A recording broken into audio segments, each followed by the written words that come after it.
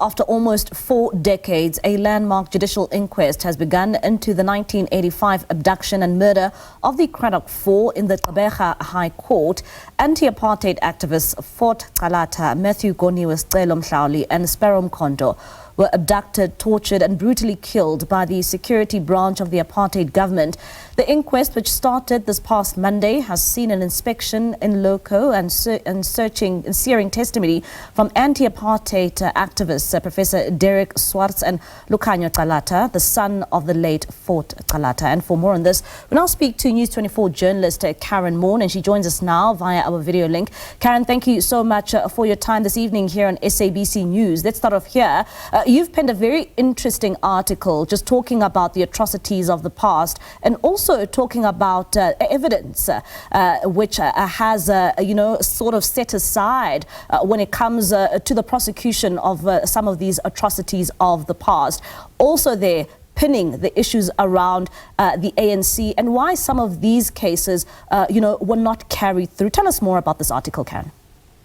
Well, essentially what happened with the Truth and Reconciliation Commission is that they looked at multiple applications for amnesty in so-called apartheid atrocity cases where people were murdered, disappeared, tortured, etc. And they identified 300 cases that they felt where the people who applied for amnesty had not made full disclosures to the TRC and where they felt that prosecution was merited. And of course, the Cradock Four was one of those cases. And in the years before the TRC made those recommendations, of course, we know that this is the one instance, one of very few instances, where there was tangible evidence of involvement of the executive branch of the apartheid government behind the murders of these four activists. And that's what makes this particular case so important.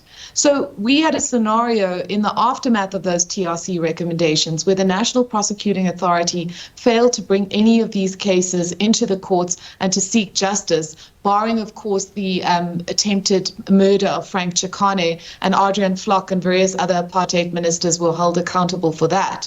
But Vusi Pikoli subsequently gave evidence, of course, the former head of the NPA, that there had been an active attempt to interfere and block the prosecution of apartheid-era atrocity cases, including that of the Cradock Four, by certain members of the Mbeki administration. And he named the now late police commissioner, Jackie Zelebi, former Justice DG, Menzi Simelane, then Justice Minister Bridget Mabandla, as being amongst those that pursued that alleged interference. Of course, we must say, Mbali, that Mbeki and Mabandla have vehemently denied those allegations and are now seeking to intervene in a case that was brought by the family members of these murdered comrades, where they are seeking justice and they are seeking answers about what happened to their loved ones, but they are also seeking quite a substantial amount of over 100 million rand in damages from the government. And Karen, I mean, this week, as the inquest got underway,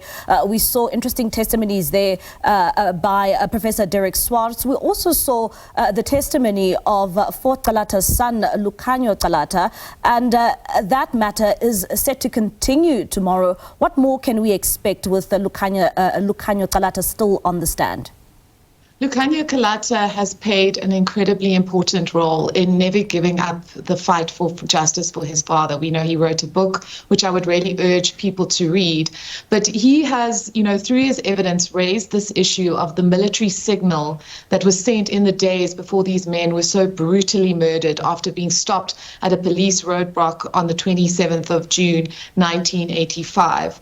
And we've also heard evidence in the days, during the inquest, that they were under constant surveillance. The apartheid authorities were getting more and more unhappy with the crucial role that they played in activism in the Cradock area.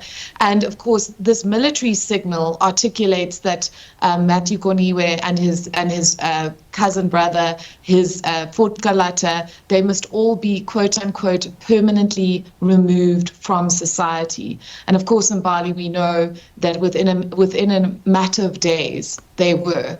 So that military signal is at the heart of this allegation that certain members of the apartheid executive, including the then Education Minister F.W. de Klerk, knowingly signed off and ordered the murders of these men.